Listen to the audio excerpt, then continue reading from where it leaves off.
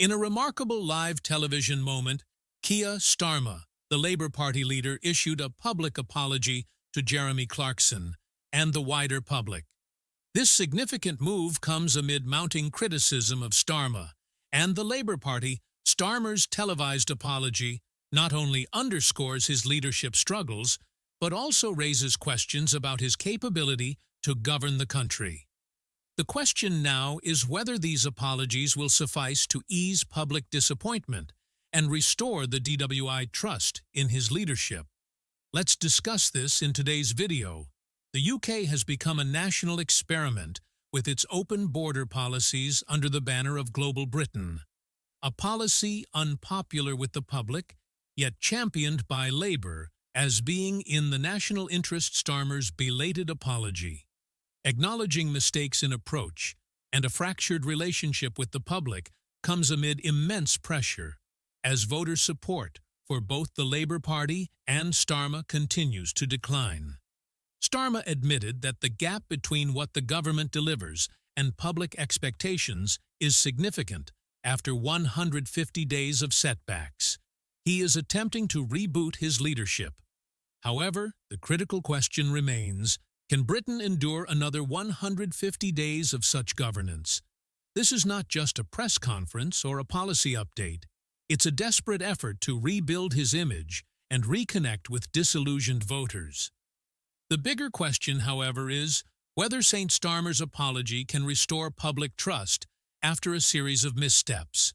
What will Starmer offer in this reboot that is truly different? Will he address contentious decisions like cutting winter fuel payments for pensioners? And can he present a vision that genuinely resonates with the British people? Or is this merely a shallow attempt to repair the damage? One thing is clear: Starmer understands that time is running out. His leadership is at a crossroads, and this reboot could be his final chance to salvage his political future. Every decision he makes now could amplify voter frustration, especially among those who feel increasingly abandoned by a party that once pledged to prioritize their interests. The decision to cut winter fuel payments seems to have struck a particularly raw nerve. Pensioners, already struggling with rising living costs and economic instability, view it as a betrayal. This issue isn't merely financial, it's about dignity and respect. Many pensioners have contributed to the nation's economy for decades and expect policies that safeguard their welfare, not undermine it. Starmer's team has clearly underestimated the symbolic impact of this decision, and the backlash has been immediate. Starmer is also under fire for breaking his pledge not to impose additional taxes on workers, a promise now rapidly unraveling. The Labour leader is struggling to keep his word, and the outlook isn't promising. This public crisis is exposing insignificant cracks in the party's plans behind the scenes. Starmer's efforts to salvage his credibility have become a political disaster unfolding before our eyes. Only a few months ago, Labour supporters were jubilant, believing the party was on the cusp of delivering progressive policies and prosperity. But politics changes quickly, and now it feels as though we're living in an entirely different world.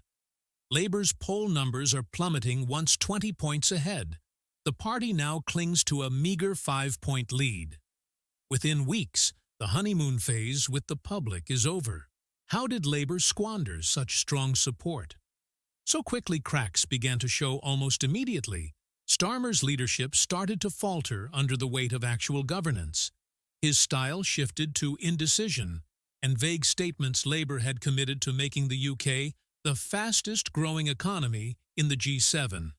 But Starmer has quietly backtracked on this pledge, citing global headwind and unforeseen circumstances. The party's promises are crumbling, and Starmer's efforts to please everyone during the campaign have left Labour directionless once in power. The party seems incapable of making tough decisions or sticking to its pledges. The next storm involves a £35 billion tax hike, primarily through national insurance contributions.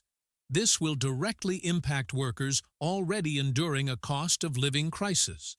Labour promise to protect workers, but has introduced policies that harm them, particularly low and middle-income families. Social media criticism of labor has intensified, with people feeling betrayed.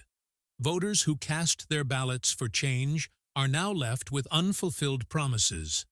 Labor has offered no convincing explanations. Only silence can voters forgive and continue to trust the party. Or will they recognize this betrayal? Starmer faces the monumental challenge of explaining these missteps, as promises are pivotal, and the public won't forget. In a recent speech, Starmer claimed his government wants to address major issues, so workers can enjoy the freedoms they value. Sounds appealing, doesn't it? But in reality, it's so vague that it could mean anything. Is labor abandoning its core voters? It seems so. By attempting to redefine workers to include everyone, labor is diluting its message. The party has become a blurry effort to please everyone, causing significant divisions within its ranks. Some Labor MPs want to stay true to their working class roots, while others aim to broaden the party's appeal. It's like a tense family argument over Christmas. Awkward, strained, and likely to end in tears. One thing is certain, the road ahead will be tough. And with the backlash over the budget, Starmer will need all the support he can get. But is anyone still listening to him?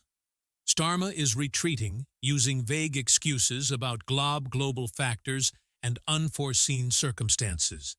It's like watching a magic trick fall apart. Remember Rachel Reeves's promise not to borrow more, or raise taxes that lasted as long as an ice cream on a July afternoon. The Treasury now claims it won't need to increase taxes as much as initially planned. In short, taxes will still rise, just not as sharply as first suggested. What about Labor's big pledge, not to increase VAT income tax or national insurance? For workers, they now announced a hike in employers' national insurance contributions. So much for protecting workers, right? Unsurprisingly, voters are unhappy. Social media is ablaze with frustration, especially over economic growth and tax policies. Starmer is asking to be judged not by what he does now, but by what he might achieve in 5 years, a clear attempt to shift the goalposts. He's pleading for people to ignore the present and focus on his potential. Meanwhile, the SSMP and other parties criticize Labor, accusing them of destroying jobs and business confidence. Labor is facing a severe credibility crisis, and Starmer's attempts to rewrite the narrative aren't fooling anyone. How many more promises will collapse? For now, Labor finds itself in a precarious position, with the Conservatives mounting an unexpected comeback. Posing a significant challenge, the Conservatives have aggressively targeted Labor's weaknesses, particularly on economic issues. While Labor promised growth, the reality has been stagnation, allowing the Conservatives to paint them as economically inept. Immigration has become a hot-button issue, with record numbers of channel crossings, and the Conservatives accusing Keir Starmer of failing to address the chaos. Polls reveal that the Conservatives are narrowing the gap, with Labor signaling a major political shift. Labor is struggling to defend its track record and articulate a clear vision. The unified front is beginning to crack under pressure, with some MPs questioning Starmer's leadership capabilities. Divisions within Labor are becoming increasingly apparent, with reports of internal power struggles behind closed doors. Many senior politicians are concerned that the party is losing touch with its grassroots and failing to listen to ordinary members. Tensions are high within the Labor Party, with rumors of a leadership challenge circulating. Some MPs, frustrated with Starmer's leadership, are considering taking action to replace him. These internal disagreements risk plunging the party into turmoil. Starr's approach to criticism, silencing dissenting voices, and excluding them from key discussions, has only exacerbated the tensions. These tactics are backfiring, prompting many members to question his leadership as the crisis deepens. Starmer's calls for unity are increasingly falling flat. Labor's current state is precarious, and the party's future hangs in the balance as opposition factions grow stronger. Starmer's political maneuvering has raised eyebrows as internal unrest within Labor threatens to divide the party, rather than addressing these issues. Starmer has pivoted to socially divisive topics, particularly immigration previously, a proponent of open border policies. He has now adopted a tougher stance, criticizing the conservative government's immigration policies. However, he has stopped short of imposing immigration limits, despite record migration levels leaving many confused Starmer faces. Criticism from both Labor's traditional left and the Conservatives, some experts have suggested he adopt populist rhetoric to connect with voters. But this strategy is causing further discord within the party. Within Labor divisions are clear, with many members worried about the party's misdirection, while Starmer has introduced new goals for living standards. And public services, public skepticism remains. High Labor's economic position is shaky with low growth and stagnant living standards. While tax policies raise concerns about job losses, the public is beginning to question why the economy hasn't recovered as Labor promised, eroding trust in the party, and Starmer even supporters are starting to doubt his leadership.